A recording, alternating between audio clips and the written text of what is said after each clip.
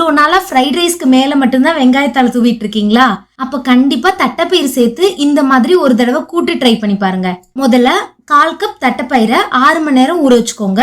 குக்கர்ல சேர்த்து 5 விசிலுக்கு குக் பண்ணா இது மாதிரி நல்லா கொலைய வெந்துரும். ஒரு கடாயில 1/2 டேபிள் ஸ்பூன் உளுந்து சேர்த்து நல்லா செவக்க வறுத்து எடுத்துக்கலாம். ஆறுனதும் இது மாதிரி கொரப்பா அரைச்சு எடுத்து வச்சுக்கோங்க. அதே கடாயில 1 டீஸ்பூன் எண்ணெய், 1/2 டீஸ்பூன் கடுகு, 1/2 டீஸ்பூன் உளுந்து, 1/4 டீஸ்பூன் சீரகம், கொஞ்சமா கருவேப்பிலை சேர்த்து பொரியட்டும். இங்க நான் 1 கட்டு வெங்காயத்தால கட் பண்ணி வச்சிருக்கேன். இது கட் பண்ண அப்புறம் 1/2 கப் இருக்கு. இதை சேர்த்து ஒரு 2 நிமிஷம் வதக்கி விடுங்க.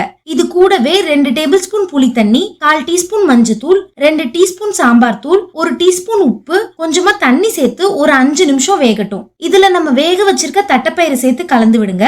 நல்லா கொதிச்சு வந்ததும் நம்ம அரைச்சு வச்சிருக்க உளுந்து பொடி சேர்த்து இன்னும் ஒரு 2 நிமிஷம் கொதிக்கட்டும். கடைசியா 2 டேபிள் ஸ்பூன் தேங்காய் சேர்த்து கலந்துட்டு சர்வ் பண்ணீங்கன்னா நம்மளோட டேஸ்டியான கூட்டு ரெடி.